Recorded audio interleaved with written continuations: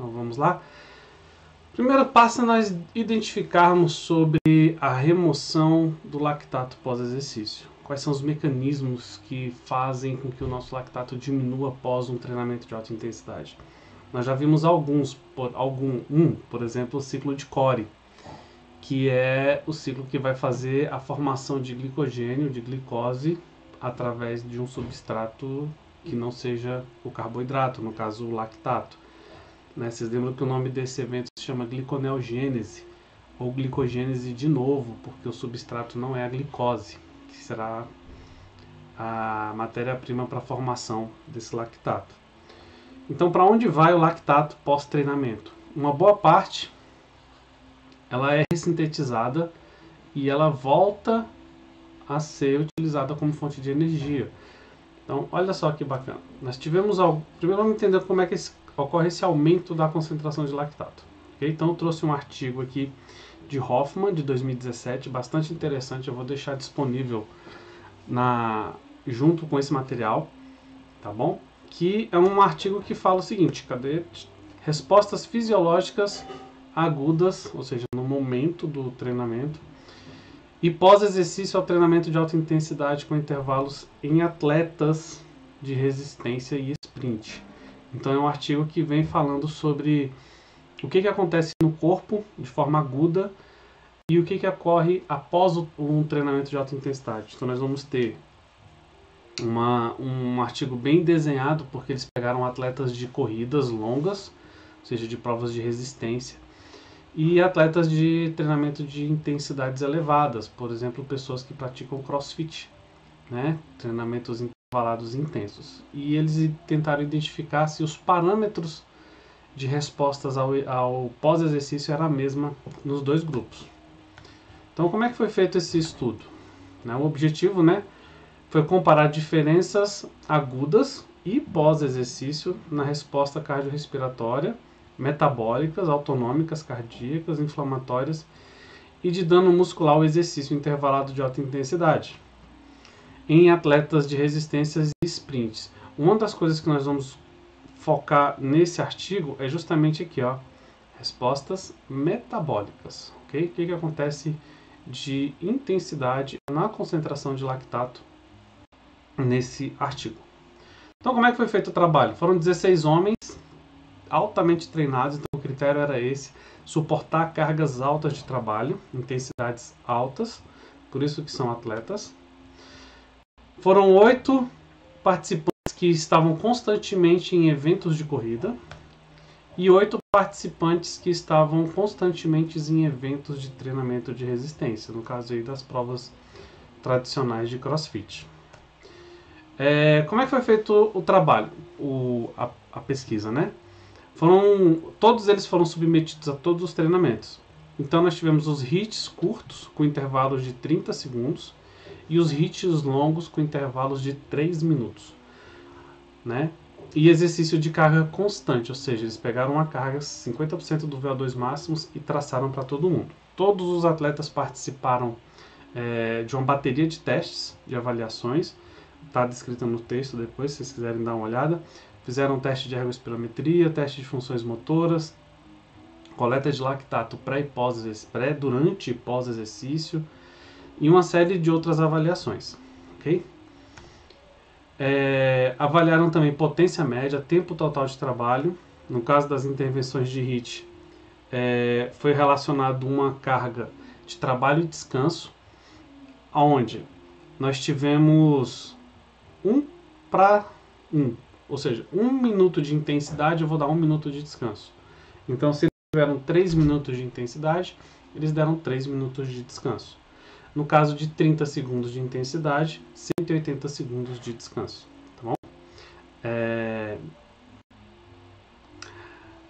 As funções também cardiorrespiratórias também foram avaliadas, tá ok? E outras variáveis, que o artigo traz também, que não é o nosso foco nesse momento. Pontos chaves apresentados nesse artigo. Eles tentaram equilibrar de forma que equalizar as cargas de treinamento para que a intensidade e o trabalho e a potência final ficassem iguais. Okay? Então vocês vão ver que eles têm Por exemplo, um grupo que fez com 30 segundos, o tempo total foi 32 minutos de exercício. Enquanto que o outro grupo foi 31,5, ou seja, 30 segundos de diferença no trabalho total. Então isso foi equilibrado, tá bom? A maneira pela qual cada formação, né, resistência versus sprint, influencia a resposta do HIIT ainda não é bem conhecida, por isso que é um dos motivos deles estarem fazendo essa pesquisa. E apesar da intensa e idêntica... E outra coisa que eles observaram também é que atletas de resistência são capazes de executar HIIT, né, com maior dependência das vias metabólicas aeróbicas, né, quando comparados aos atletas de corrida. Ou seja, atletas que fazem HIIT, eles sentem falta da atividade cardiorrespiratória. A gente vai ver isso daqui a pouquinho. Né? E aí os outros marcadores também que eles identificaram, a média do VO2 e frequência cardíaca, heart rate, né, ali, bem como os marcadores da regulação autonômica cardíaca, da frequência cardíaca, inflamação sistêmica, dano muscular, monitorado durante a fase de recuperação, não demonstraram quaisquer diferença entre o sprint e o intervalo. Então, nesse método de avaliação deles, o dano provocado na musculatura foi semelhante, não houve diferença. Okay? Então, o que nos interessa? Olha só que bacana. Nós temos aqui 3 grupos. O bolinha fechada, que foi 30 segundos de descanso. Como é que foi o teste? Foi um teste de esteira. Olha o que eles fizeram. 5 minutos de aquecimento. Okay? Fizeram a coleta no 6º minuto. Por isso que começa a partir do 7º. E a partir do 7º minuto foi colocado um incremento de carga na esteira. E aí eles foram aumentando a velocidade constantemente, sendo que os treinamentos intervalados, eles caminhavam e corriam. E nós temos caminhada e corrida longa. Eu vou deixar a tabelinha aqui do lado para vocês verem o quanto como é que eles equalizaram isso. Por exemplo, o grupo intervalado teve que fazer 21 tiros, enquanto o descanso longo fez menos. Então eles fizeram essa equalização dessa forma, ok? Então olha só o que aconteceu na concentração de lactato, que é o nosso foco hoje. Grupos que fizeram 30 segundos, que é a bolinha fechada. Tá vendo que foi bem semelhante nos dois grupos, né? Nos atletas de endurance e nos atletas de resistência. O treinamento constante, ou seja, a carga constante nos 2 grupos, também não houve diferença significativa entre eles, apesar que no final, no pós-exercício, o treinamento constante, atletas de sprint, eles conseguiram ter uma recuperação melhor. E o que interessa, que eu quero mostrar para vocês aqui, 3 minutos de intervalo entre os sprints. Eu tenho um grupo que fez 30 segundos e um grupo que fez 3 minutos de intervalo. Olha como é que foi a concentração de lactato em 3 minutos de intensidade. Ela aumenta. E aí tem uma relação que é a seguinte: quanto maior o descanso, maior a intensidade. Então, possivelmente, nesse grupo que teve maior tempo de descanso, a carga de trabalho foi maior, para poder compensar essa diferença. Então, a concentração de lactato aumenta. E outro fator importante é que o grupo de endurance, eles chegaram numa espécie de platô, e depois eles começaram a decair a concentração de lactato. Enquanto que o grupo de alta intensidade não, a concentração de lactato foi totalmente crescente. Isso quer dizer o quê? Que esse grupo de endurance, ele tem uma tolerância ao lactato melhor. Ou seja, ele consegue ressintetizar o lactato de uma forma mais eficiente. Enquanto que o grupo de sprint, a galera do CrossFit, o que eles fizeram? Eles ficaram acumulando lactato. Lembra que esses valores marcados é o que a gente está medindo na corrente sanguínea. Então, se está crescente constantemente, quer dizer o quê? Que a concentração de lactato nesse grupo, ela sempre foi aumentando. Ele não teve capacidade de ressintetizar esse lactato. Ok? E foi um dos achados desse artigo. Que atletas de intensidades altas de CrossFit, eles são dependentes também da capacidade cardiorrespiratória. Porque quanto mais condicionado ele tiver, melhor para o treinamento, para a concentração de lactato. Ok? Porém, tem um outro achado interessante também, que se ele aumenta a intensidade e ele suporta, ele tem uma resistência ao lactato melhor, então a tolerância maior. Então ele consegue suportar alta intensidade com alta concentração de lactato. E aí tem um detalhe, tipos de fibra. Né? O atleta de crossfit, de treinamento intervalado de alta intensidade, o tipo de fibra dele propicia isso. Né? Ele vai trabalhar muito tipo de fibra 2, fibra tipo 2, que são fibras de força e potência. Né? Enquanto o atleta de endurance ele vai trabalhar com tipos de fibra 1, tipos de fibra tipo 1, que são fibras que têm alta concentração de mitocôndrias, então a ressíntese de lactato ali é maior. E por que a ressíntese é maior? Aí nós temos que voltar numa aulinha que nós tivemos há um tempo atrás, lá em Fisiologia Básica. Deixa eu passar aqui. Ó. Olha só que interessante, né? Estimativa dos destinos do lactato pós-treino. Só voltar aqui um pouquinho e observa que todos eles, nesse caso, né, os dois grupos, com treinos de 3 minutos de intervalo, a concentração de lactato ficou alta ao final do treinamento. E esse é um fator que a gente quer debater hoje. Então, olha lá, para onde vai esse lactato? 70% do lactato produzido durante o exercício, ele é oxidado, tá? Ele é oxidado no processo que a gente vai ver no próximo gráfico. 20% desse lactato ele sai da corrente da mitocôndria, ele sai da célula, ele vai para a corrente sanguínea. Uma parte desse lactato que sai, ele vai para o ciclo de Cori, que nós já vimos. Né? O ciclo de Cori que faz a ressíntese formando o glicogênio muscular.